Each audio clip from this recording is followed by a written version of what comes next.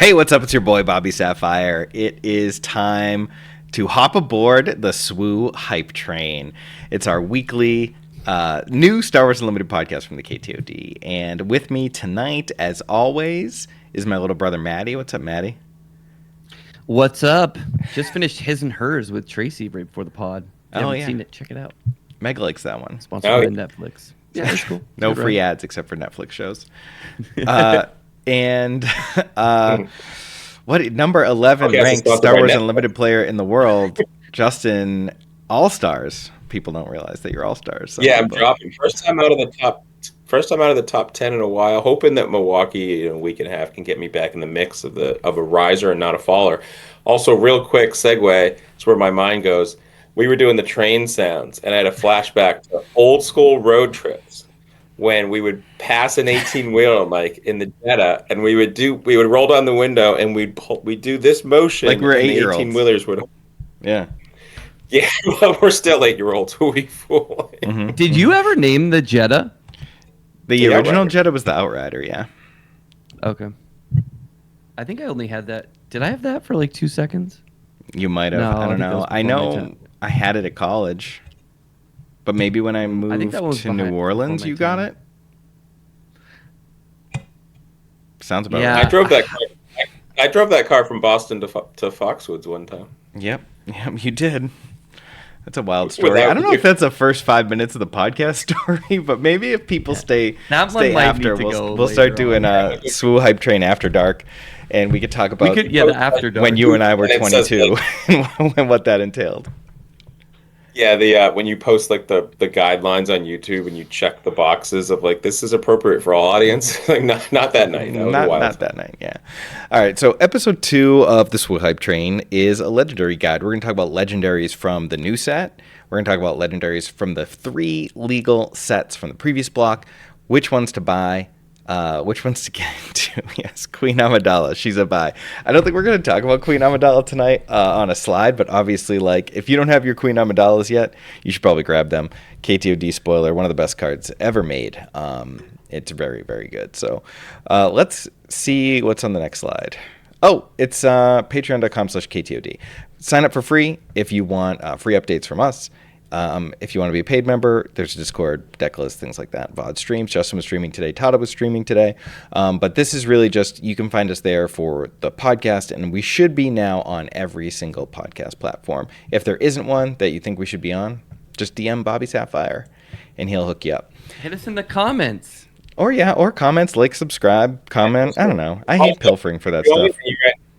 If you join at one of the higher tiers, I will say, at least all the way up until Milwaukee, and you join at competitive tier or above, you will see me sliding into people's DMs asking to get best of 3 sealed games using something. We just had someone new join the tier.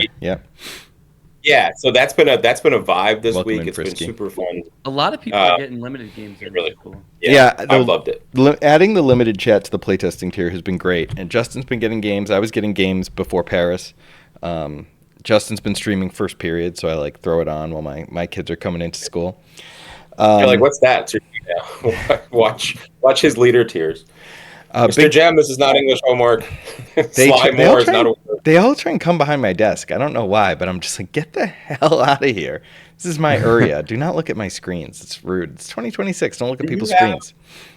I had a teacher, Mike is a current teacher, but I taught for 19 years in the Boston Public Schools. And I had I wouldn't say a rival, but I had someone who, just sort of was like another teacher, taught me for a while.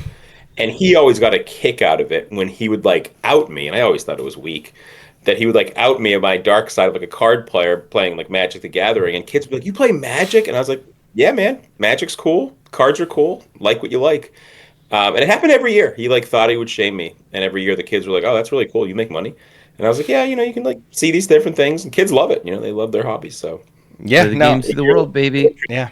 I think no one at my new school knows, but people started catching on at the end of last year, and people were like, did you hear about this teacher that like makes a lot of money like making Star Wars videos? It's like, no, that sounds crazy, man. Never heard of him. But all right, who's that guy? We need to shout out. They like probably picture you doing like the Star Wars, like with the dude in the in his garage, like doing the lightsaber duel. Yeah, the lightsaber Classic- kid. classic Yeah, internet that's meme. awesome. Yeah. Shout out to our VIPs. These are the goats. Really excited to hang out with our VIPs in Milwaukee in a couple weeks. But huge shout out to Achilles, Bflow, M, Luna, Imrahil, Zefke, Mitch, Dave, ATP, Travis, Rick, Ball, Cycle Hazard, who was posting his new token set today in the VIP Oh, chat. those look sick. Yeah, Sam, The credits. Chris and Achilles, congratulations to the Seahawks on your Super Bowl victory over the New England Patriots. You hate to see it. Go Pat, but congrats. To see it. Also, we had a great time. Shout out to Em. I don't know if we ever shouted out publicly for taking us, me and Steve, and also our buddy Zach. We went to Phoenix to the waste management golf site. It was super cool. Dude, I PGA. saw that in the background. She hosted an event there. It was awesome. She's a great host in Phoenix. Yeah, that's I was super very cool. jealous. Ty Fabes, Edgy Sith Lord, Tartaglione, Michael F. Yeah, hitting it with forever. the end of them. Nice Hey, job. Achilles sent me his bacon jalapeno dip. So anyone who wants a good Super Bowl dip, just because they beat us, Achilles, I'm taking control of this recipe. It's mine now, and I'm going to share it with the world. Hit me up. I'll send. He sent you a dip or a recipe? Did he like the recipe? No, he didn't like gold belly it. That would have been insane. FedEx you the whole dip. He probably should because I turned that game off. Whatever. Well, we're gonna be in Super. Ty Fabe's neighborhood, and I'm excited to hang out with him and everyone else who's hitting up Milwaukee. I'm kind of freaking out. I had three hyper daring raids here, and now one's missing. I don't know where my third. What? That's more of your deck choice. Can't play with your hype, man. All right, so thanks to all the VIPs. Bling, bling. All right, it's time to talk legendaries from all of the legal sets that are going to be players or not in the new meta. I'm not doing this section as big good, bad, broken, but I tried to pick some like interesting legendaries that we might be looking at and what makes a good legendary. What do we want to spend our money on these legendaries, etc. So the first one that I threw on here is Maul. Maul's in red-green villain, which is a color situation that has been a little underwhelming, but is getting a lot of help in the next set. So Maul's a 6/8 underwhelm, and when he attacks, if he dealt combat... Did you say that on purpose? Underwhelm? Are you Did I? underwhelmed by the card? Overwhelmed. Say it underground. If he deals, when the attack ends, if he dealt combat damage to a player's base, you may take control of a non-leader unit that player controls. When this unit leaves play, that unit's owner takes control of it. So, you have to deal damage through the attack or just to face. But units just taking control of other units is crazy. What do you think of this card? Go ahead, Matty. Oh, okay. So, like, I am a little worried about taking my 7 resource to just play my guy who controls the board. I think that Maul might end up being a little more niche. Like, maybe you pair it with the Dryden Voss flip turn and do it that way, because you need Dryden to be flipped, right, to get to ambush a unfettered 7. ambush. And we're losing timely.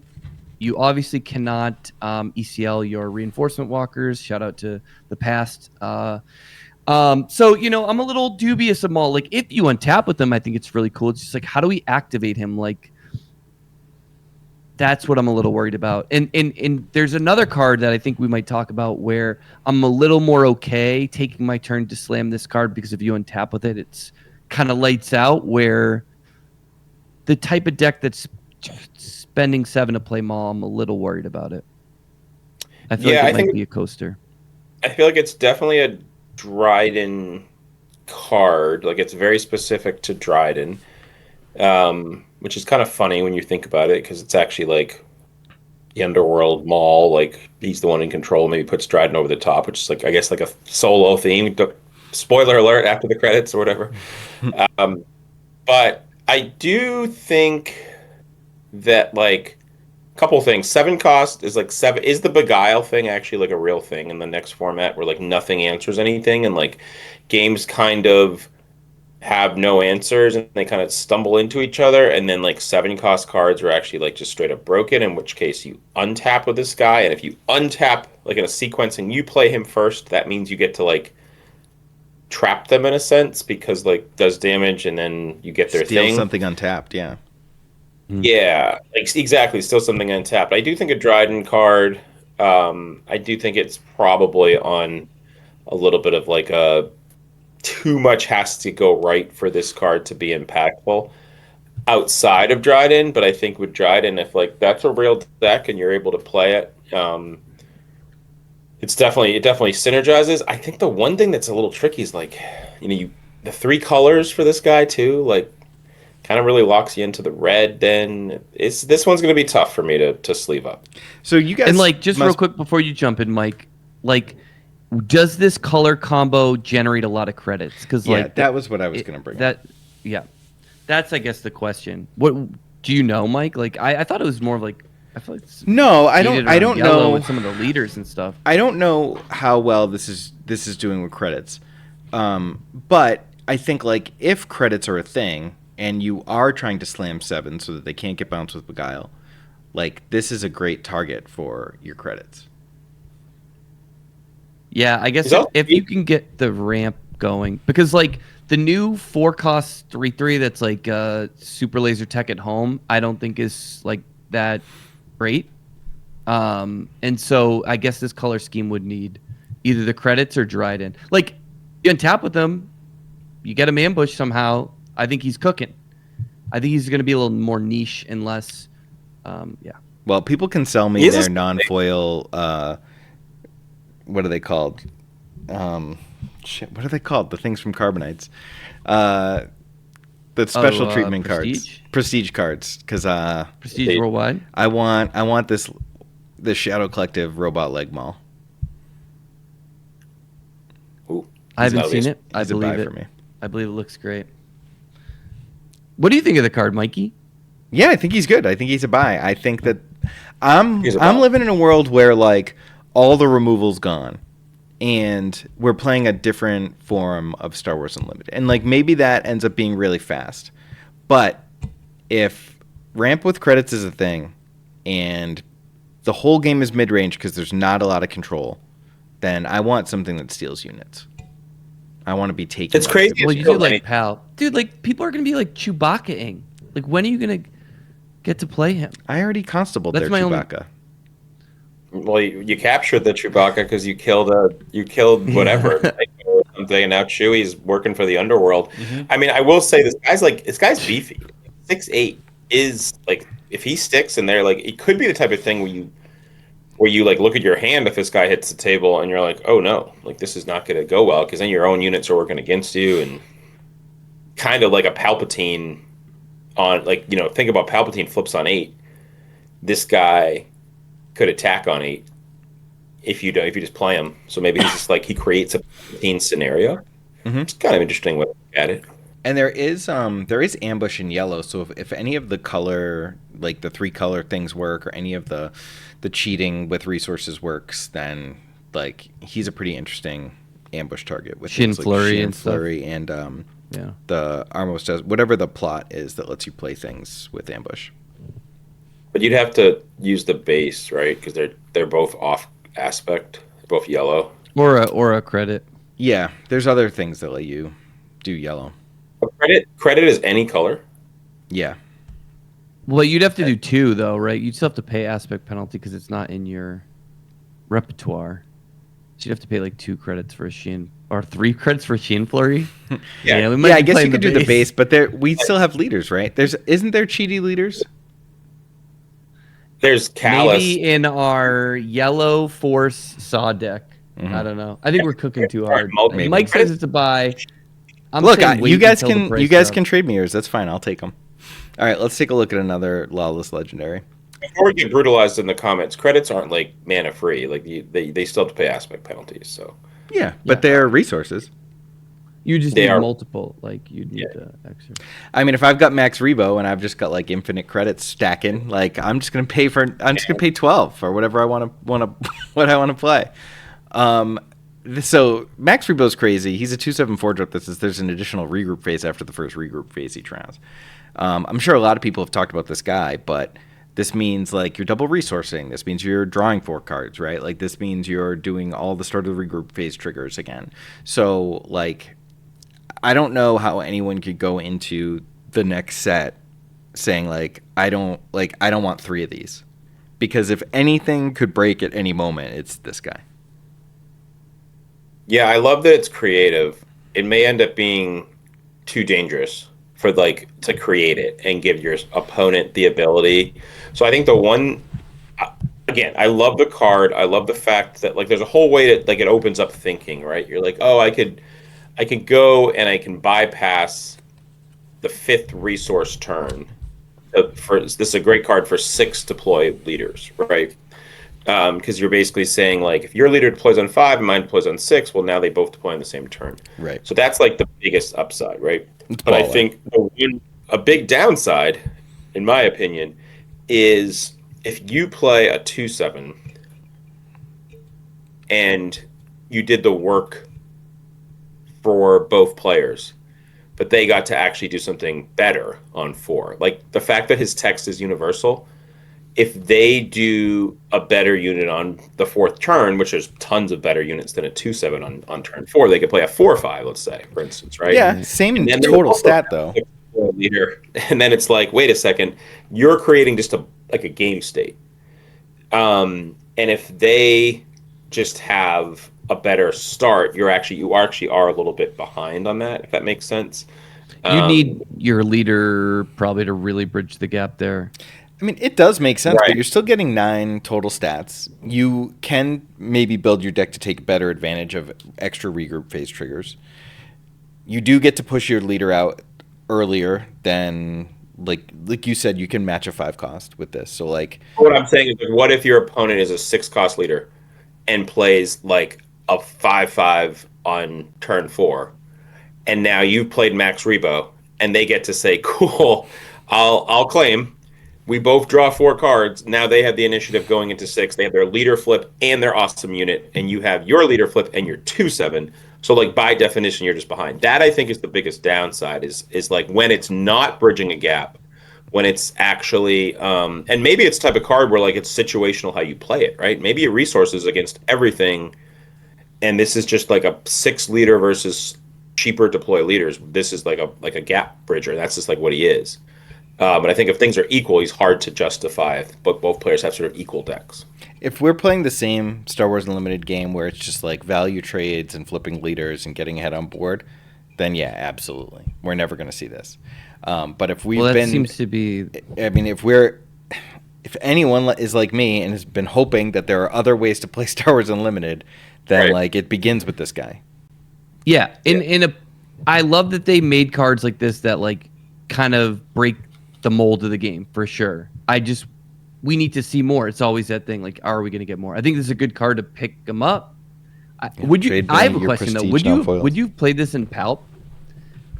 Oh, Yellow? Yeah. Yeah, I was gonna say like, wouldn't this be Absolutely. insane? Because even if you're not bridging the gap like in the same way, Palp Yellow is like a lot of cheap spells too, right?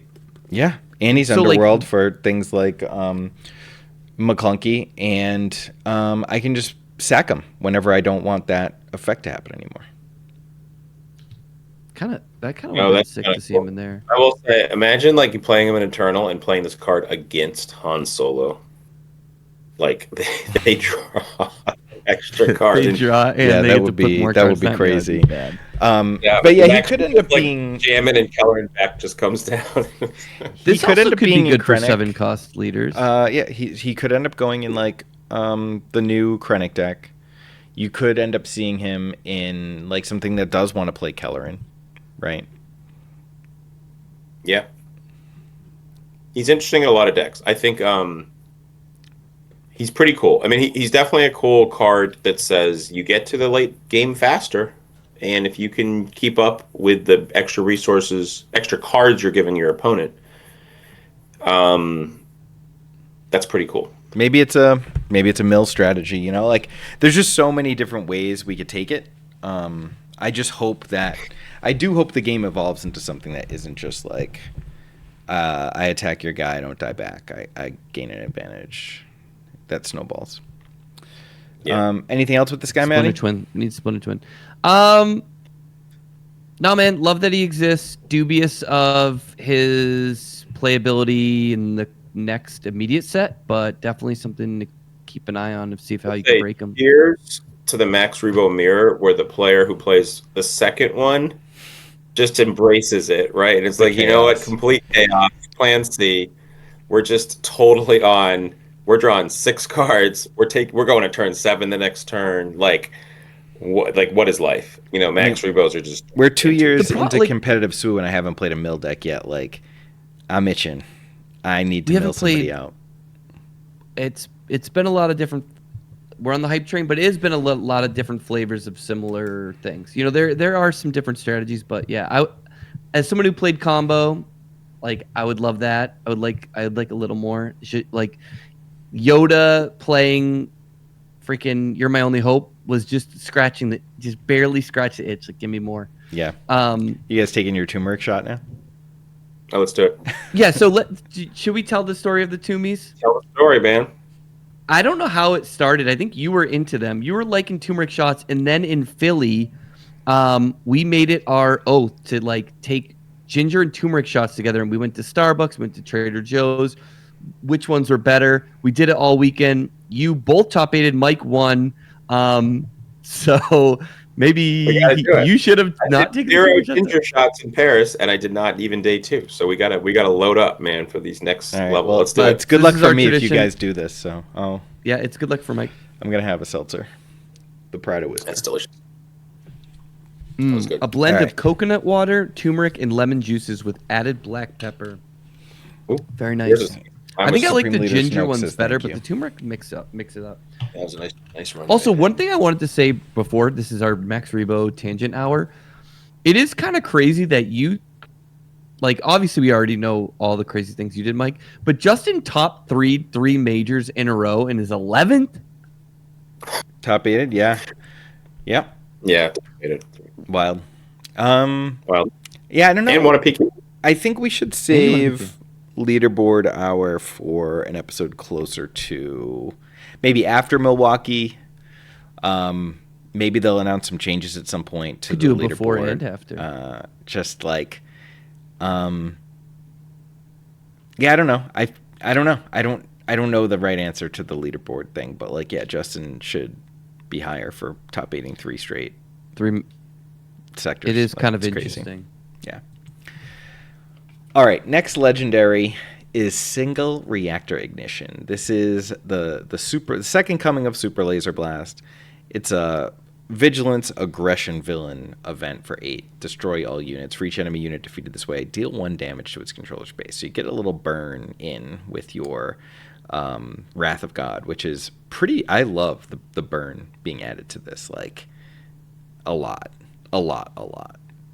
I think this is an instant buy. I don't know if these colors will work yet, but eventually there will be enough cards in red, blue, villain to warrant a control deck, and we're going to absolutely love this card. And how hard this punishes freaking like go wide spies, Sabe style decks. I think this card's great. I mean, I think it's Super Laser Blast. It's more directed, and it's obviously with the color combinations having to be red. But I mean, it's strictly a better. If you are blue-red villain, it's strictly better, and like blue-red black villain, and like you've got pings, like you said, there's a lot of go wide things. It does damage. Those things add up. You throw in cards like Devastator. There's already some like ping type effects like Topple the Summit.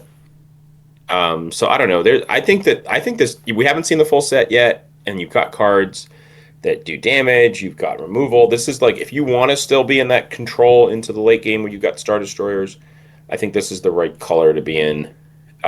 We saw some new leaders this week that are sort of more in that control-y realm. Mm-hmm. I don't think that is going to leave the game, right? Where like, you know, Avengers leaving, but there's other cards that take its place. What's the cost card? Like the Annihilator.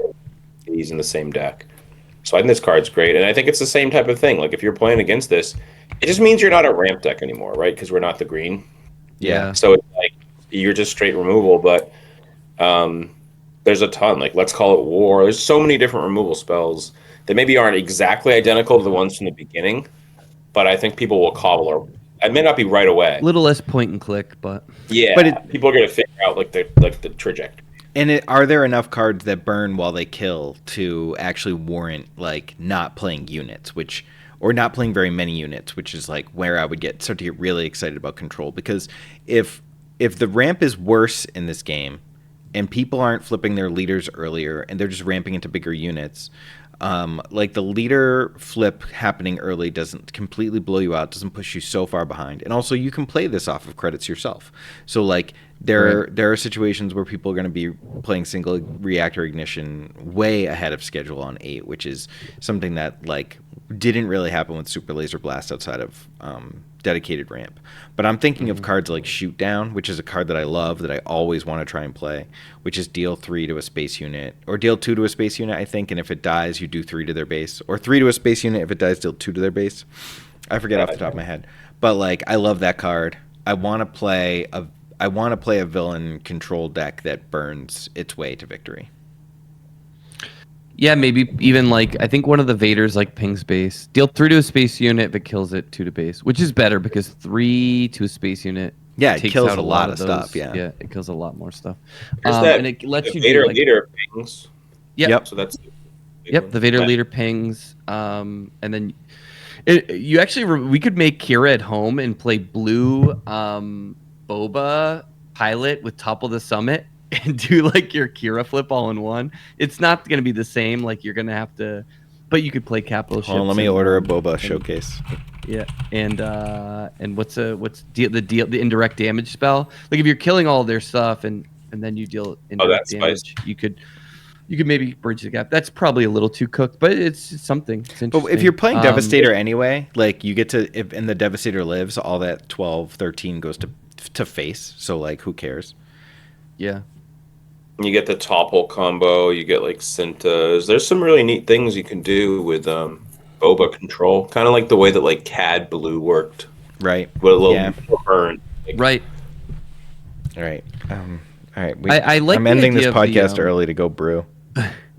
I like the idea of, burnt, like helping turn the corner, because like one of the things that can happen in control is like you kind of get stuck in this like always reacting and you can't get over the gap. That's why like sometimes Mauls came in the Kira decks and Walker in and out depending on how you want to claw back or turn it around, where like getting a few extra points of damage in can kind of help there. It is kind of crazy. Like in Eternal you can play like 6 wrath effects and then you can play like the space wrath. Like it could get a little wild. Yeah. All I know is I was gonna say I need this hyperspace so bad. That'd be a sick mat too, right? I know we have a lot of mats, but that would be a but sick Death one. Star, like my Patronus is a Death Star. I've wanted a Death Star mat always. They did one Star Wars Destiny Death Star mat, and like it was only at the very end of the game for a small event. I never got one. I want one so bad. I used to have one that I just had custom made for myself way back. You can take it to the bank, dude. They're gonna make this a mat. There's like a million mats. I love it. I would like less mats eventually, and like maybe other things to do with the art, because there's so much good art, and you can only have so many mats. But this is one that I'd say make it a mat. The new tagline for SWU is more KTOD Matty, less SWU Matties. Mats. No, fewer Matties, more Matties. I think like prints would be cool. Imagine if I had just like maximum firepower print up there right now. I mean, so good. We can see it right here, but I've got my Macquarie art like framed on my wall here. Maddie's like, I tried to expend some SWU art and it got shot down. So at the very first Destiny Worlds, I want to print a Ray print. That's cool. No, I was just saying, you're like, man, if I only had like framed Star Wars art, my life would be so much better. And meanwhile, Mike, like over his left shoulder, just has like an 18 framed. I have so much frame. I have all 3 sets from all 3 movies. I haven't even opened the Return of the Jedi one. All right, here's the newest legendary on the streets of SWU, the Stranger. This was a spoiler from Woo this week. We're recording the day it came out, but blue, yellow, black, ambush, grit, 4 Sith. He's a 1/7, but while attacking, you can have the defending unit deal combat damage first. So you can hit something, you can ambush into something, let it deal the damage to you, and then the grit triggers, so he can like take 6 back and kill something that has a 7 HP. Yeah, well, he kills everything with a gap of 1 between their power and toughness, unless they're bigger than 7 attack. That's a function, right? Yes. Yeah, if they do if they have 7 attack, then he's cooked. But otherwise, he's gonna cook them.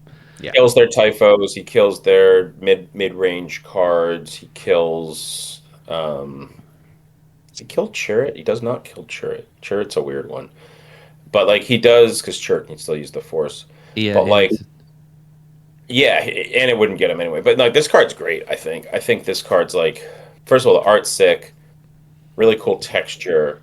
Yeah, just a sweet one, like mid-range card. It's almost like a spell. Yeah. This feels like the cards we're kind of looking for. Like it comes into play, it does things, it has interesting things going on. Like I think that, this set is flashy, and I'm sure like some of the cards that were like that are super fun might, be a little more niche, but I like where they're going with the direction. I want them to keep going with this. Like I don't think we need like infinite 3-mana 4/4s that if you put 4 lightsabers on them, like win the game. Like I like cards like this. Like this has a good decision point. It's for Sith, which is really interesting. I think something like Yellow Talzin is going to cook with this because we want to give things ambush, and and then if you have the Sith angle, like I know it was super niche, but the 2 Sith.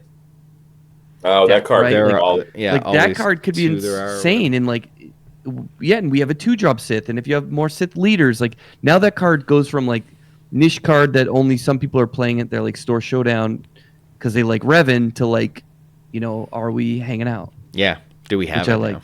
Yeah. Hang out. I mean, I love traits because of that. I love when it's like, oh, there are now enough traits to play this baller ass card that we couldn't play before. More traits. Yeah.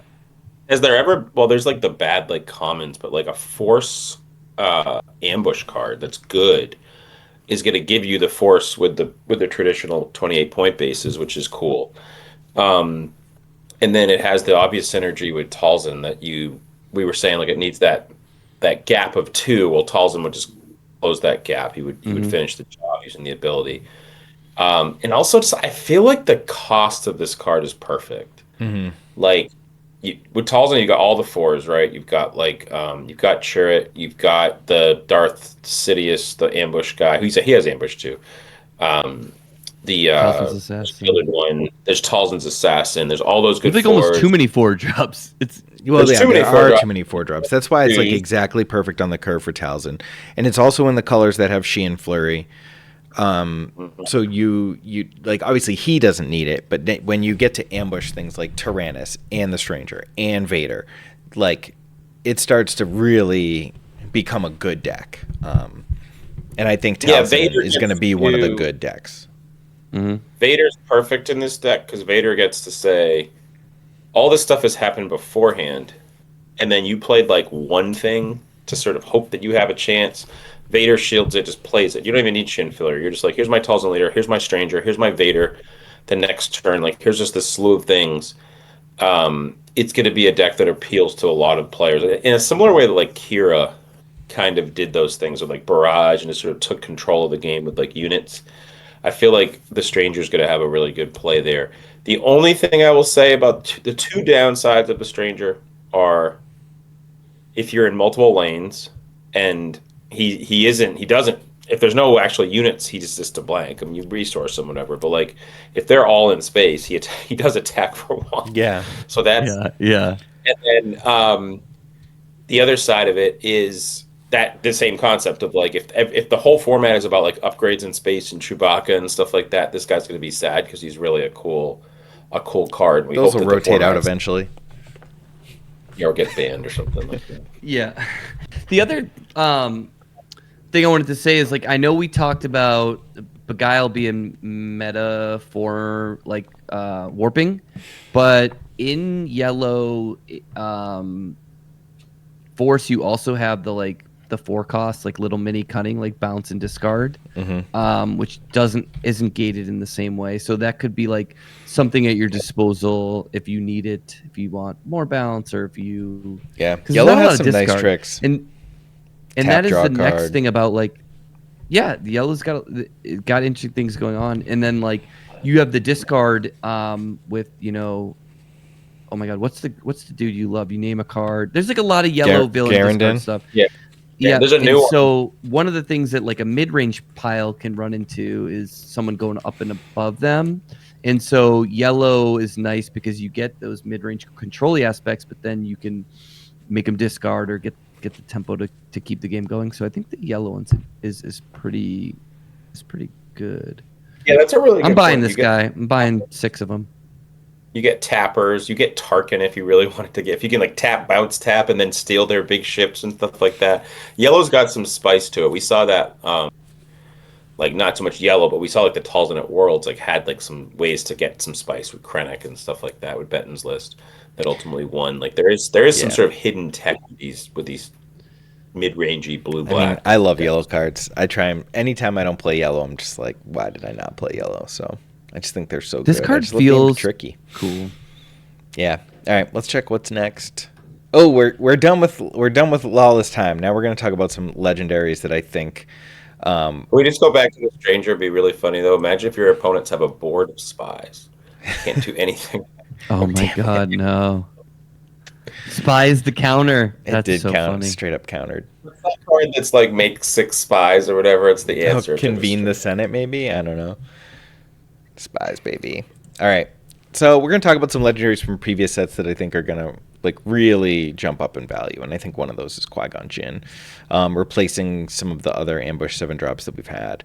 This guy, I mean, he sees play now, but I think his ability to take 2 things off the board is really underrated.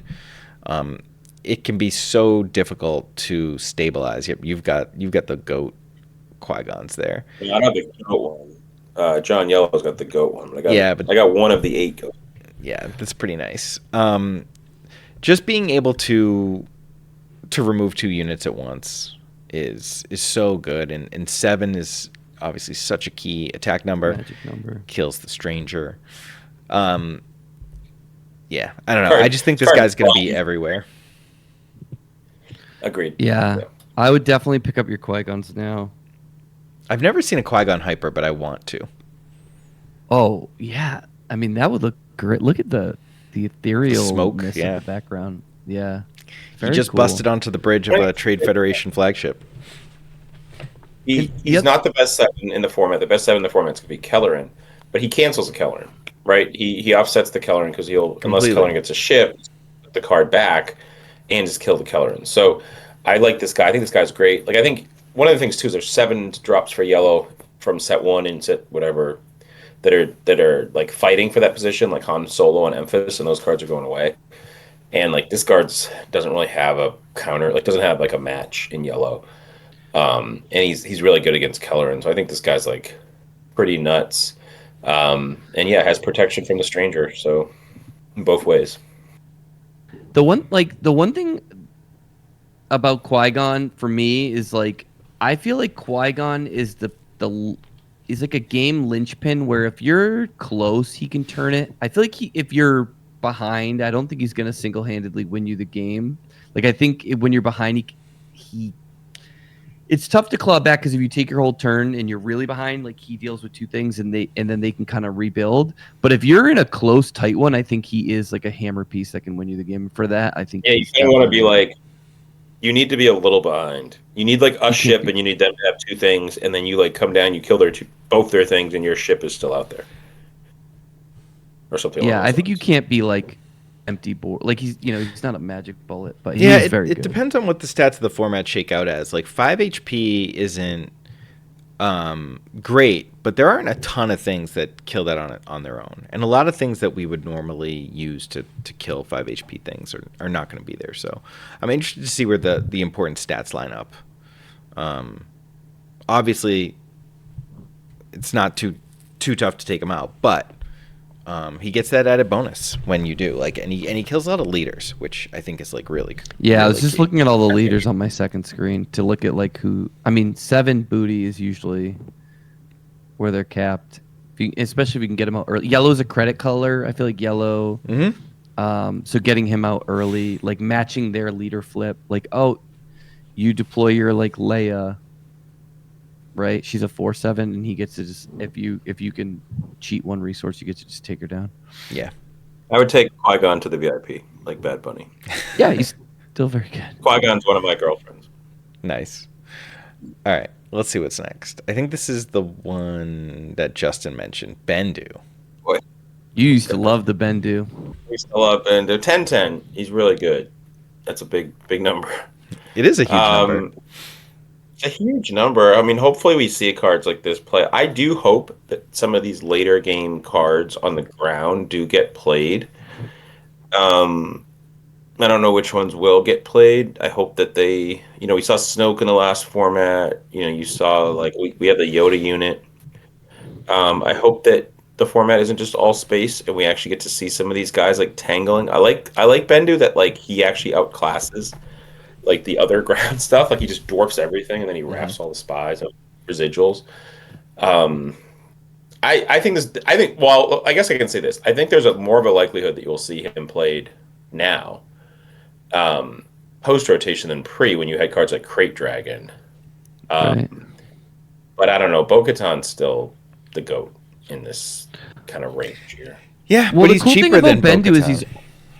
he's cheaper. He's only one aspect. So like a lot play of him in my different Boba- like a lot Boba of different control deck. things can try to work with him. He can he's got options. It's an interesting call out. I did not see this one coming. And But getting I him out should've, cheaper 'cause with he's still on credits Bendu. is also huge Yeah, because exactly. of that on attack effect.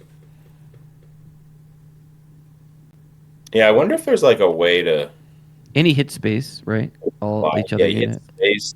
It's in a weird way. It's like he kind of clears the way for Bo-Katan. He like kills your own stuff, and there's just a giant Bendu, and like Bo-Katan comes out and he's like, "Yeah, hey, what's up, Bo-Katan? I'm back. It's Bendu. Besties, Here's another yeah. 10." I don't know anything about Bendu. Uh, Were they boys? No. I was gonna say I No, did not see like, very Bendu in The different. Mandalorian. Like one's like a warrior and one's just like a sort of mythical force creature. Yeah. But Love a good mythical force creature. yeah, he's a 10-10 bomb, and he has a crazy on attack effect, so who knows? These We'll are the see. types of cards you should be like either cheat out a big thing, do something weird. I like it. I probably would wait till Justin breaks Bendu to pick mine up, but I like I mean, the what idea. kills? What He's honestly, probably like 15 cents though. what answers Bendu? Like if your opponent is at 10 life or less, like there's no village protectors. Yeah, there's some sentinels, but that's not going to last for long. What kills them? There's not much. There's no power of the dark sides anymore. There's no Fel the Dragon anymore. Yeah, there's removal, but like I'm with you. It's This not rate a is ton. crazy. Think about how good Devastator is as an 8 cost 9/6. 10-10? That's freaking 10. nuts. I give it a 10. yeah, give it Yeah, R.I.P. to James very Vanderbeek. apropos. Yeah, I know. James big that one hit. We should go watch that. Watch party. Bring back KTOD movie club. All right, let's see what's next. Ooh, jump to Awesome legendary. We're going to talk about some JTL legendaries. This is another one, Justin, you wanted to shout out. And this is a card that has been played against me several times this week out of absolutely nowhere. The Radiant 7, which was like a pretty popular one of in the end of the Django days. Mm-hmm. Yeah, I actually thought about playing this in Han. I lost in the top 8 in Phoenix to Kylo Data Vault. And I kind of just wanted another ship that maybe did some damage and was thinking about for options. And Radis doesn't work because of the No Glory card. And Tana 4 is okay. But I was like, what about a card that just does some damage right away? Sort of like a post Super Laser Blast, do 5 damage indirect. That's pretty neat. Yeah. No, I think this card will see play. I also think like the first stage of ability is like really This card underrated. does it all. It's so good. Mm-hmm. It's really good. I mean, Steve lost his Denver top 8 kind of to this card. To this I don't card? think he understood. He was like, he could have been more aggressive, and yeah, I think this is gonna be a player. It's gonna be a card that we see in decks. I don't think it'll be like a staple 3 of, like the same way like a Devastator will be. But I think it'll kind of come back to that, like, oh, he's got that card he got one in his main and one in his sideboard, and he like felt it was really good in the top 8, and he won the tournament because of that. I think we'll see some interviews on like champion interviews that said, yeah, you know what, I put in a second copy of Radiant 7 to my deck, and it was fire all day. You know, it's the card I drew. It was the card that existed on the top of my deck that really turned the corner. I think we'll see a lot of those type of things. Yeah, it's gonna be crazy. You guys know in Bobiel, you know where I have this card in my early testing decks that went out to the office hours tier and above, in my Admiral Piet Stygian Spire deck, which is the red ignore aspect penalty. So I have like it's Piet red, but it's playing Lawbringer and Radiant 7. Nice. As my because like that, you know, when you flip him, that's 5. And if they want to, if they soak base, then your big ships are just hitting them for 1 million. And if they put damage into your guys, then maybe the new nice. Piet will be yellow and not red. But just do Stygian Spire. Boom. 27 HP in a dream. Yeah. I just think that there are some great yellow cards. Capital Shippies. Yeah. As long as you're playing Lawbringer, I like that one. Good call out, Justin. Radiant 7. Great card. Coming to theaters near you. I like it also with I know that like it's Nombo indirect with the card that we previewed, the 4 mana upgrade that does 2 damage. But I like sort of like a pingy burny deck. It makes me feel burny. But yeah, that just has more ways to do it. You know what I mean? Like sometimes they are Nombos, but when you have more ways to get to the end state you want to get to, it doesn't really matter because you're going to do one or the other. And they deal with one, and you hit them with the other. They like take some damage, finally deal with it. They finally get their own unit off the table after taking 4, and then you're like, okay, Radiant 7, here's 5 more indirect, and it's like, now what? You know? Right. The 4-cost card also protects your like your Radiant 7 or whatever. Like you could play the Radiant 7 first, then like tap their thing down, hit them for 5. They untap, they take 2 more. Mm-hmm. They're like dead. Yeah. All right, last one from Jump is Darth Vader. Everyone's talking about Chewbacca, the starter card, but Vader is also pretty insane. And Red especially has crazy upgrades for space. Battle Fury, Darth Vader. It's not 4 space, but you can throw Sith Holocron on something and pump elsewhere. Like Red Go Tall is pretty interesting, and I think like if we're living in a space world, you have to think about Darth Vader. I think Darth Vader's one of the ones that like, and people are learning, I think, not to always play Chewie like this. It's like, you gotta pick your spots. Like, you can still get blown out by like a direct hit or something, but like, if you use it in the right spot and you're not just like turn 2, make them have it, unless the matchup dictates that, I think, yeah, like, load them up, get them on there, hit hard. Yeah, this guy's great. There's 1,000 versions of him, so I don't know if he's like a financial spike that you want to pick up, but I think this card actually might be the number 1 improvement. One of the things that I've heard about with Chewie is like I know that Beguile's going to be like one of the staples of the format, but outside of that, like there isn't a ton of removable for like an upgraded vehicle. So like Chewie isn't actually protecting as much as he is. Like it's broken if you have it. Like Condemn, but like Condemn would also get Chewie. You know what I mean? Direct like hit. An anti-upgrade card would also get Chewie. So like a lot of these pilots that like there might be more complaints about Chewie, but it's actually just the upgrade in general. Like a 3 or 4 power upgrade early in the game. If that isn't answered, it's going to take the game over. Invader, Chewie, or some of the best ones. But like a card like Luke Skywalker, the 2-drop card, I think that card is like really, really good.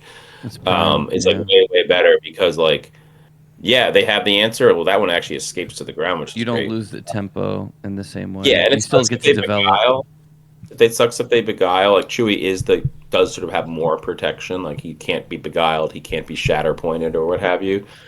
But like so many games are going to be answered just by arguably determined by the opponent having none of those cards. Mm-hmm. In which case it doesn't even matter. It could be Vader, it could be whatever. And actually Vader's actually the best one in that sense, right? Because he actually has like he's 3/3, but he also has the ping, and then he can even hit you for harder. Yeah. And he also just happens to be an absolutely monstrous 7/7 for 6 that like if you just have to slam it, it's gonna end the game quick. Which well, that's the thing. Imagine I was gonna say, imagine they like answer like the Vader, like you hit him for 6 in space, and then they draw the Beguile off the top, and they're like, yeah, I drew the Beguile, I'm back in this one, and you're like, all right, I'll play another unit, I'll attack, and like games are already kind of going, but you have the damage up, up lead because Right, you and hit they once. took a turn to beguile Drop instead the of top, developing. Vader. I mean, just play this 7/7 instead, and now it's like he's a huge. Yeah, hope you have another guy. beguile, bro. Yeah. Right. One thing that we saw that you did really well when you won Philly was like you played the space deck, but then you just dropped the big donkey on the ground, and they like couldn't. They like, what do I do with my hands? Like I have to answer space, but now he's got this thing on the ground. You can put him in weird check situations, so the versatility is really good. The other thing too is like by the time people start main decking the card that I brought up that you also mentioned, direct hit, like might just be time to take your Vaders out or play 2 or whatever. You know what I mean? Like the game evolves in that way. Like no one, I doubt many people, unless they're in like a dedicated, I don't know, meta hate or control deck, are gonna be playing those right off the rip. Direct hits, I doubt it, unless the format gets really crazy. So yeah, it really just depends on how bad I think Chewie warps the format. If everyone's like packing constables from the jump, obviously Vader's and the tree gonna suffer. thing. Yep. Yeah, you can always find your spot. Do we have any more? Yeah, legend. Oh, we have legendary power. All right, we're already at 50 minutes, so we should probably go a little bit faster. But Justin, also you love Grand Admiral Thrawn. Yeah, just another card that hits for everyone. I mean, 8/7. We're talking about 7/7s. Now we got 8/7s, and this guy can come in ready. I mean, I think we're seeing a new slew of 7-cost cards that dominate the game. Before Yeah, I it might was be Luke playing this guy in Skywalker, it was Han Milwaukee. Solo. Yeah, this guy seems great. I mean, When I open he's him in my kind of pool. like what you want. I think well, that's not a bad one to open. Yeah, just a finisher, just a classic finisher. Puts pressure on, does stuff right away. He's not just a card that hits and kind of has to untap with him. Like he forces on deploy, he gives you some value, which is all you can ask for. Yeah, I actually played against him in Paris. Someone played him against me. Wow. I Yeah, like I let it. him- I Comes let into him play, come in- does a thing, yeah. hits hard. Yeah, I let him come into play untapped. And I won. But I also thought I could beguile it, I think. All right. We could kind of skip this one. I don't know how good he's going to be, but this is taking a while. But shout out to Darth Nihilus. Yeah, A lot of these 7-drops big don't 7. do anything when he comes in, but he does. And he can start, if when you maybe have something like a Talzin or even Aurra Sing, which we're going to talk about, like putting that damage on and compounding it and making him bigger is going to be really good. And he's a big, strong man. Yeah. The other thing, real quick, just about PQ. him is Owen. Owen finds him, so that's Yeah. that's a thing with his Force guys. A lot of these, I mean, I know we just did a bunch of Legends of the Force, but like, there's a lot of good Force units, and Force is coming back. Force. Yep.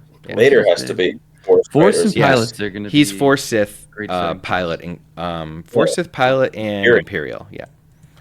So like you can play imagine playing like a Talzin-y deck with like a couple ships, and then you get to play a Vader, and you get to play a Darth Nihilus, get to be toolboxy, you get to play the Father, and yeah, I don't know. All right, so those have been our legendaries that we think are interesting, getting better, pickups, etc. All right, now it's time for this. I thought of a new name for this called Stevie's Butt. I don't know if that's going to stick, but I thought it worked pretty well. Hopefully you can hear this. He works out.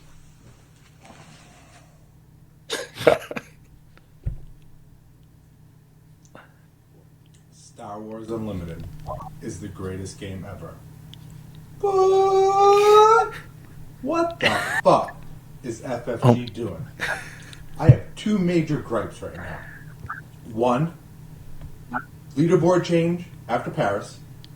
This dude Fame, well, first of all, bro, I thought it was Fame this entire time.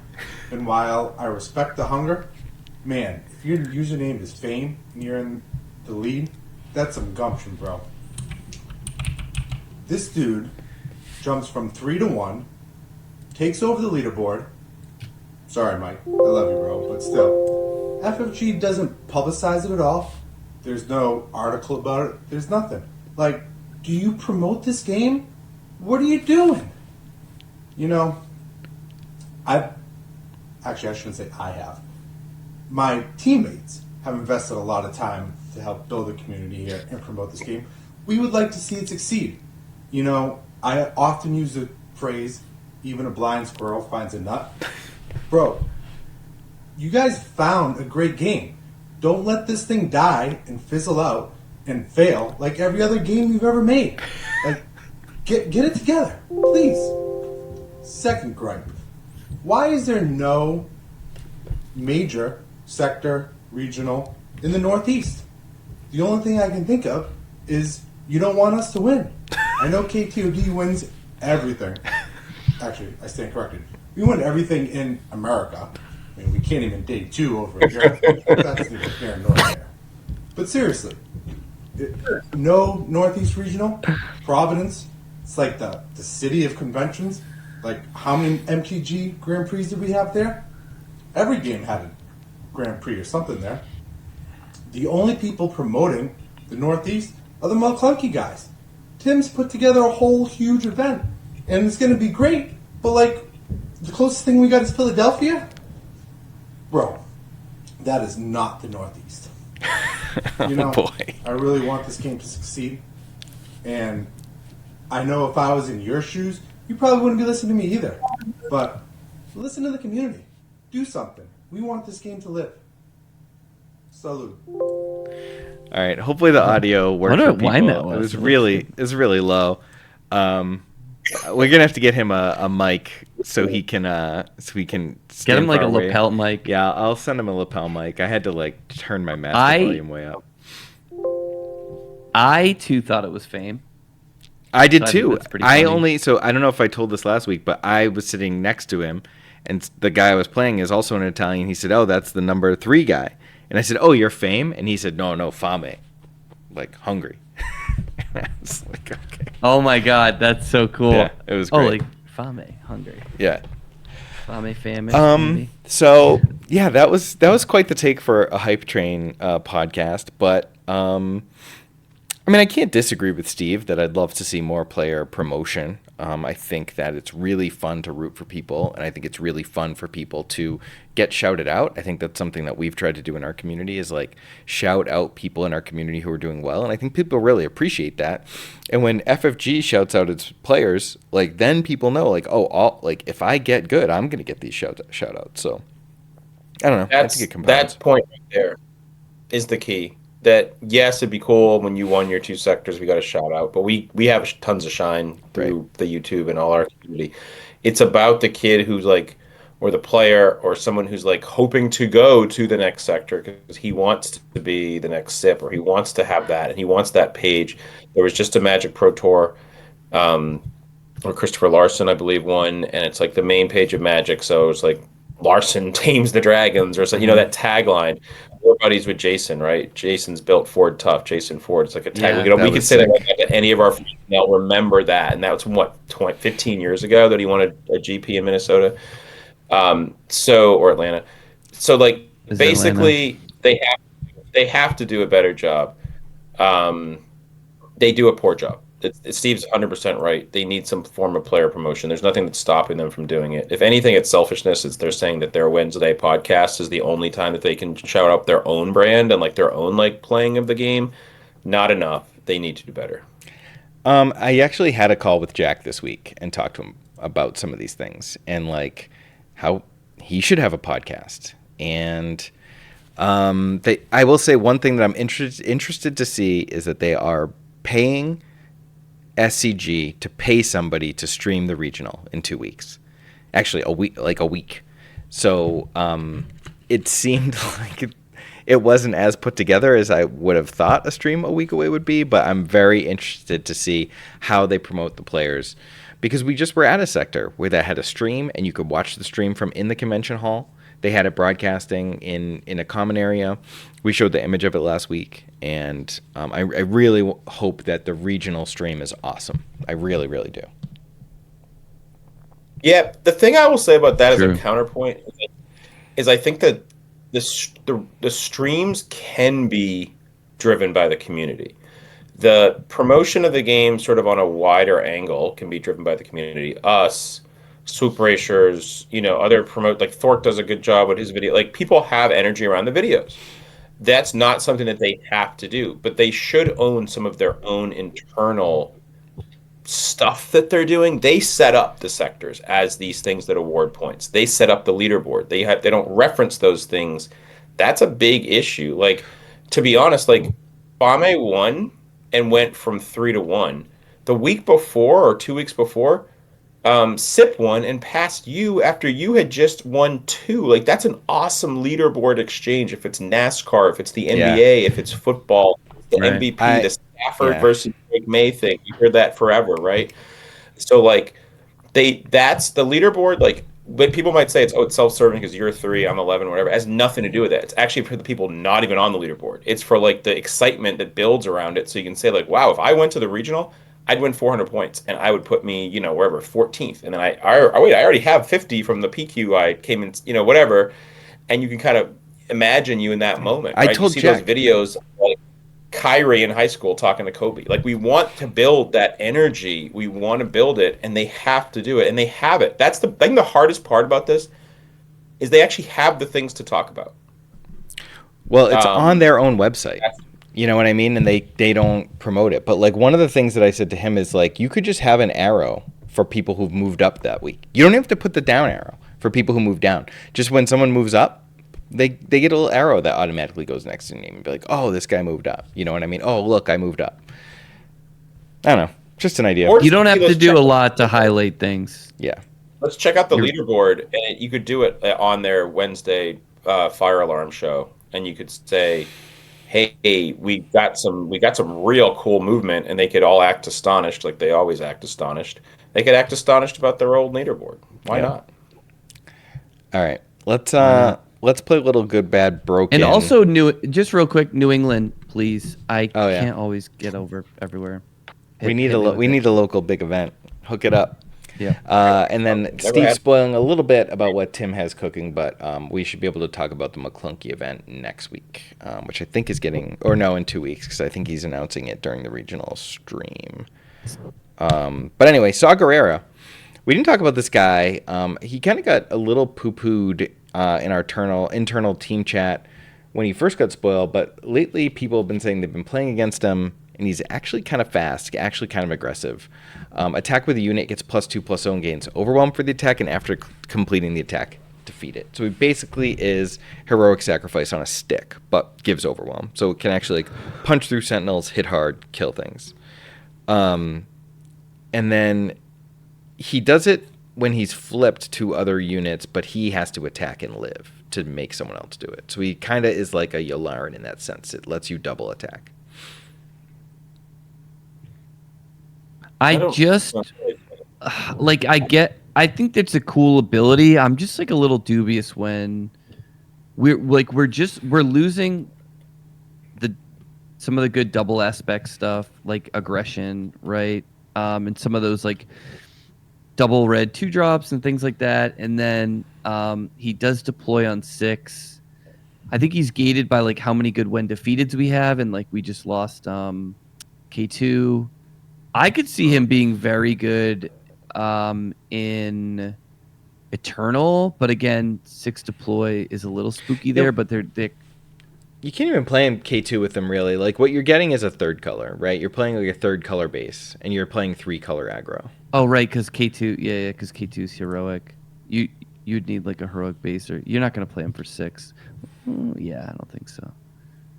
I don't know. I guess like I get it. We all thought he was not good, but people are saying he actually is really, really fast. And what this game has lacked is something that's really, really fast. So like, if he is that, is it good? Is it bad? Is it broken? I think right now I sort of lean bad, but I think like one of the things that we haven't looked at is just what a deck that isn't constrained by colors looks like. So it gets 3 colors. So that means you're only excluding 1. Obviously, you don't get the hero or villain aspects, but you'd have to really look deep. And then there's some new cards that have come out that are like, blue-red. Well, you can play those. There's some new cards that are Right. blue-green. But you can play those. You can play the Han Solo unit. You can play like basically a whole bunch of units and just keep attacking. And then you have all these units. You have the best ones that are not connected to hero or villain, and you're hoping that this just stacks up. He seems kind of similar to Luthen, who wasn't obviously construct or premier playable. So that's the one thing. Like Luthen is what attack, and then like something Well, you dies. had to trade your so guys. Like your guys had to die on their Yeah. attacks. This guy's hitting face +2. Like He this can guy's just go pumping face, everything. Yeah, and he then you can like hits. send to him. Like imagine You can him with send to him on his yellow deploy. and being like double 1-drop, hit you with one, the other one like dies if you're in the right arena, Someone's it getting lives. killed. Then like you drop Guerrilla Soldier and it's like doing indirect damage and then hitting for 4 in the same turn. Yeah, that's kind of cool. I also wonder, like, think about like the CAD deck that has like so many one cost cards. Like, I wonder how many green, red, and then whatever. I guess it'd probably be yellow, right? You're just going like double 1-drop, and you're just like attack, not using as a effect necessarily, but like you can use his effect almost like a way you use Anakin's effect, and just like flood. Yeah, maybe this guy's good. I'm gonna say good. I'm gonna say he's. I think he's good. I just like I haven't worked at all on the new set, but I think like just hearing from some of our teammates saying that this has been really fast into them makes me think that there's something here. I don't know what, but there's something. Are they going into yellow or what's the third color? I think that they had said that they played against Saw Blue, and Saw Blue was really good. I was gonna say because blue gets you the shielded guys, like you had mentioned Han. It gets Yeah, you the lots Krennic. of Ratsy. No, Krennic's villain. But you Yeah, get you can- Secretive Sage. You Yeah, get You get the Sage. What's the reach Doesn't- angle like? Death Trooper guy. You got Sure. 3 colors. There's all those cards that like are colorless. I mean, Radiant 7, we just saw you can play that. There's a whole, but there's some like new multicolored cards that you can probably just play, right? Like Oh, I'm sure. the I'm new sure. cards that don't have the hero aspect. Are there cards like that? There's like blue, red, green, but not hero or villain. Yeah, there's cards that are Um, just like blue. Han and lots of Ratsy. Yeah. And Yeah, because we just looked at Max Rebo. He was it just, is like, kind blue of crazy yellow. trying to build a deck and you have a Leppy Lookout. You get Leppy Lookout, that's 5 Yeah. on turn 2. I think like if you like deck building, this is a guy for you. Like this is something that requires some work. some of the 2-drops that don't have shields might like you might be initiative gated. Like you could do one interesting thing is like if you do have initiative on turn 1, you can do like Night Sister Warrior, hit for 4, draw a card. You're not And- developing as much, but your turn 2 play is probably going to live. Guys Lion like Hammerhead attack with this guy. That's cool. yeah, Sorry. yeah. No, that's cool. All right, I'm saying good too. Maddie? I'm gonna say it's bad, but I think it's very interesting and it could be good. I don't Okay. think it'll be like good right off the rip. Saw's got I hope hair I'm wrong. goals, though. That's a cool idea. All right, Aurra Sing. This one came out today or yesterday when we were recording, but it's a new villain control leader. It's action defeat a non-leader unit with 1 HP or less remaining HP, so like a great target for something like No Disintegrations. Flips on 7. It's a 3/7, but when it flips, it's got takedown. You may defeat a non-leader unit with 5 or less remaining HP. So it just like does a lot of auto killing, which is what's making up for the slight lack of stats for a 7 cost. Not slight, it's a pretty heavy lack of stats, and the high deploy. I am cautiously Counter optimistic everyone's that this Leppy is Lookouts good. and Han Solos. Yep. But like, yeah, it's really crushing like anything with 1 HP. Like Chopper. Like if she is even remotely a player in the meta, she is gatekeeping a lot of units. A lot. CAD 1-drop It's also wouldn't nice, exist with like, her in the world. 2/4s are like everywhere, and if you have a 3/3 on turn 1, you can like get the value trade there. Yep. There's going to be like with the Sentinels, there's going to be some interesting things where things are sticking around. You can play no disintegrations. You don't even need the force like Talzin does. It's interesting. I think It definitely is- good. This card. Yeah. I think this is like what we were talking about earlier when we were saying like the blue red. When we were talking about the super laser blast card. Like this could be a leader that uses that. That's sort of hoping. Another card that's really interesting with this is like let's call it war. Is that like you could just like claim and then like get it right away. Bang, bang. There's a lot of cool things, and then the other thing is like there's like Talzin's assassin, there's Anakin, there's ways to like reduce and then use her ability because you can like play the Anakin first if they have like a big body out. You can like kill their big unit. Yeah, you can orchestrate a lot with just attacking, like figuring out attacks, doing -3/-3s, doing things like let's call it war. Yeah. I think she's kind of hype, actually. Yeah, she could be really good. I'm excited for it. Yeah, I think she's kind of nasty. I mean, I love Aurra Sing. But I love a good blue villain leader. Like, let's be real. I love a really skinny chick with long fingers and an antenna in her head. It's always been my thing. Oh, wow. Well, we've been going over an hour. Everyone's asleep. Well, now we can start telling those stories. We are. All right. Last piece of news is we got today on the FFG stream Twin Suns Precons, and these cards are kind of good. Like, if there's ever been a complaint about cards being not that good, the cards in these decks are crazy, but they're not. They're only legal in Twin Suns and Eternal. But we've got some crazy leaders. I wasn't as impressed by the leaders. Some of them are like choose 2 or more players, so they're like very skewed for Twin Suns, which is totally fine. There's some really good ones. But there are definitely some good Padme ones. I thought like was good, maybe. Yep, here's the Padme. If 2 or more friendly units enter play this phase, attack with one of them. Even if it's exhausted, it can't attack bases. It's pretty cool. Yeah, I think there's some really cool stuff. I love this. Because I'll tell you why. I always say I'm going to build a Twin Suns deck and I'll build it online or whatever. But then like when it comes to actually putting it together, it's such a pain in the ass that I end up just when I do go to these events, which has been a little while, right, since Philly, I end up borrowing a Twin Suns deck. And like now I can have the precon and just like upgrade it. It's already kind of set it and forget it. And the cards are broken. Like, yeah. So then you already have the good ones. I love that they did this. I think this is going to help Twin Suns a lot. These cards are crazy. Why is 5/6? Well, I don't know. Why is he doing 6/7? 5/6/7. I know. But he's a 6/6 Sentinel that takes someone else's when played ability. Like, that's freaking crazy. Obi-Wan's a 3-cost 4/4 that gives other friendly Republic units restore. Like, that's Do you think these just should have been like regular cards in the real game? They're probably like, too strong, but like I love that they are strong. I like strong cards. I like strong cards, man.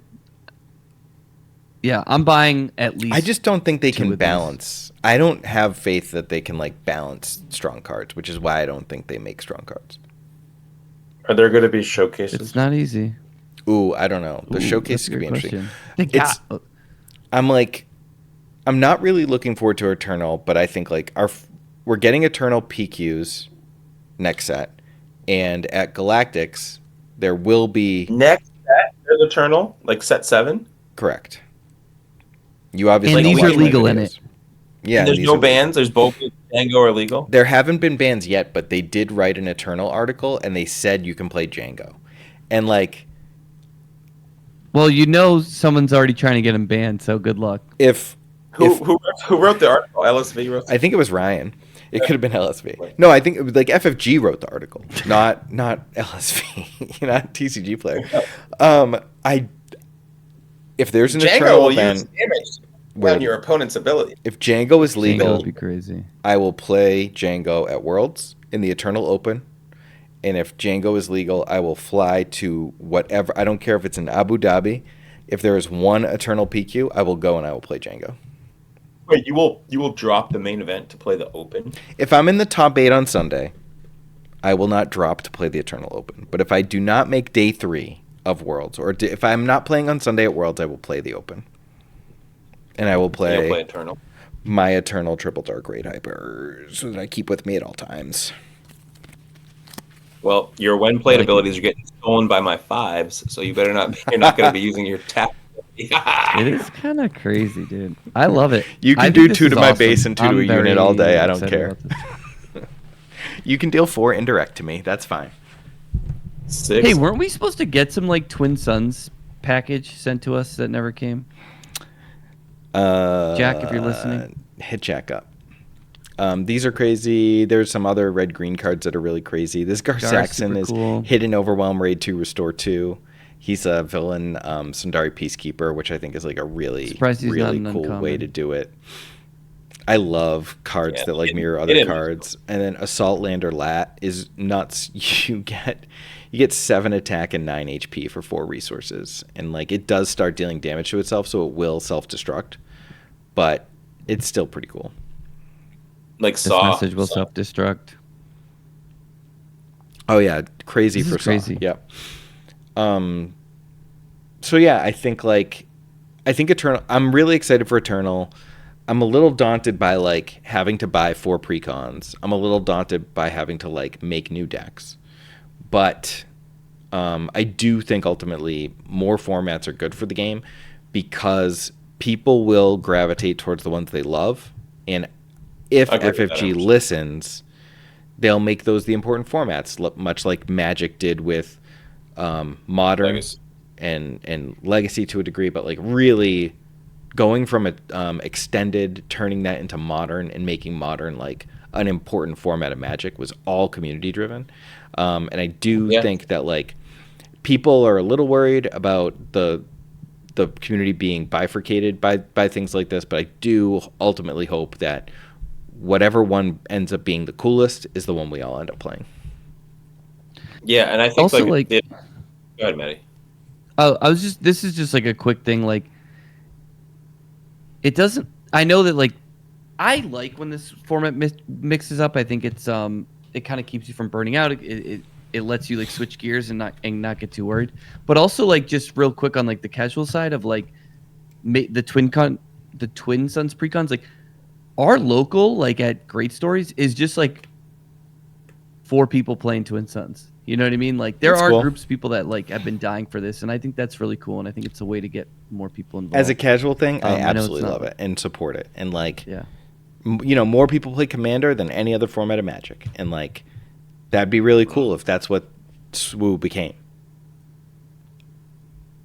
And I say that as someone who will never play a game of Twin Suns ever in my life.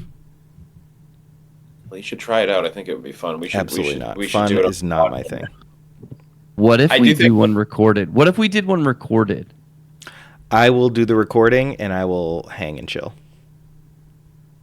Okay, you can judge it. Okay. All right. We are headed to New York City. Well, me and Matty are heading to New York City for Hex & Co.'s limited PQ. Please check out McClunky Gaming YouTube. Actually, Tim just sent me this. I'm going to try and open it and not break the stream. But a little bit. He just sent this to me. You guys can't see it, but I'm broadcasting it to the stream. But Planetary Qualifier this Saturday, February 14th, 10 a.m. Sponsored by Metal Fab, sponsored by Hex & Co. And it will be, me and Matty will be there, and Steve will be there, and Woo will be there. So a lot of people going, and it should be a great PQ. Justin, I had Leia on the screen, or you might be able to still see Leia. Really quickly, Leia. She's the I most see the important. Hex. I see the. Oh, you guys see that too. Okay, well, Leia, the most important leader in Limited, right? Yeah, I think most important, best, but also the one you want to make sure you get reps, like understanding how to beat it and understanding like if you don't open Leia, what to do. In my opinion, just sort of a real quick wide angle limited thing. I do a ton of chatter about limited inside the Discord, but Leia is the best one. It lets you play a really good pool, lets you go aggressive early with the ability, and also lets you kind of go late.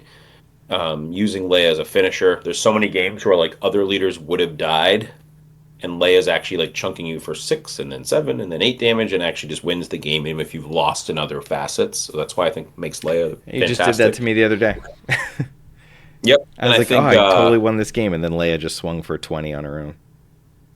Exactly. And I think the second best deck in sealed is space aggro from a villain perspective, and I think one of the new things this is I didn't really have this going into France. The metas do evolve. Some people don't think that in limited. I think they actually evolve more in limited than in constructed. But just count your ships. See how many ships you have. Do you have a space curve? Because while Leia's doing some of those things on the ground, if you're able to race it, and they don't have the most aggressive start, you can win those ways, especially with Yularen and also Sly. Those are the two leaders that you'd want to see. Those are the leaders that I really want to open. And a pool that supports it. I think Leia is the best, but it's the best, but also it allows like almost all pools can support Leia in some capacity.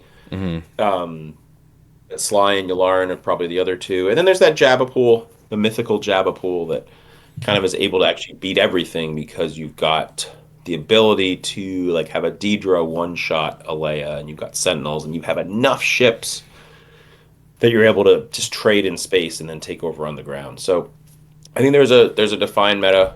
I do think those are the top 4 leaders. I had Mon Mothma as my only playable leader in Paris, unfortunately. Yeah, that's tough. So I have to go with that, which I think was the 5th best, and Deidre I think would probably be 5th and 6th. Lemmy Luthen sitting around there too. But I think you certainly want to open Leia. My number one rule is when I open it, if I have Leia in my sealed, I look at my other stuff first and I say, is there anything that's pulling me away from Leia? And if it is, I'll know. Like, you know what I mean? Like the Leia will just sit there. Oh, this is a good Leia. It's a really good Leia. Good Leia. Oh, this Yularen pool is broken. I should look at this. Oh, this Sly Moore pool is broken. I should look at this. You'll know if it's a broken pool on the other end. Yeah, what I find difficult is like knowing when those things, even when they're broken, are better than Leia. Because there are times where I thought I had a good Yularen or I thought I had a good something else, and it just like it wasn't that good, and I wish I played Leia.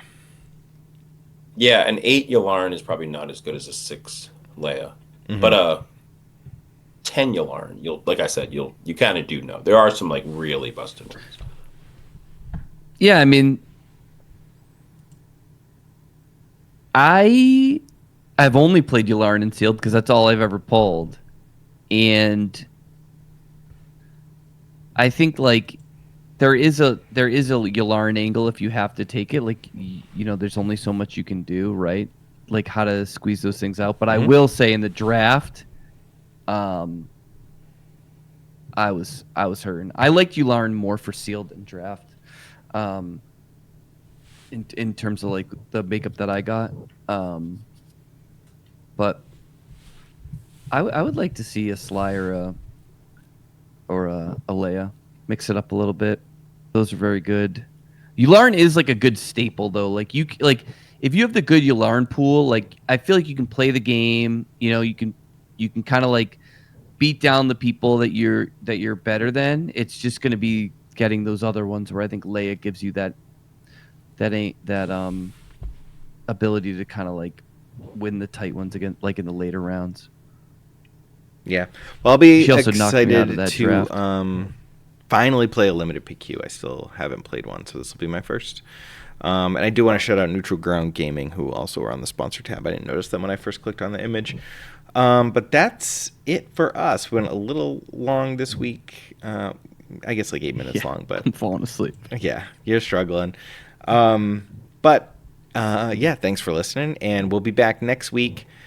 We're on vacation, I'm on vacation. Justin's on vacation. We're heading to Milwaukee too, so there's a lot of moving parts next week. So not sure if we'll record early or post late or whatever, but we will have an episode in some form next week. So check us out then. Say hi to us if you're at Hex, and definitely come say hi if you're in Milwaukee, which we'll talk about more next week. Booyah. All right, go Pats 2026. All right, we out. Thanks for listening.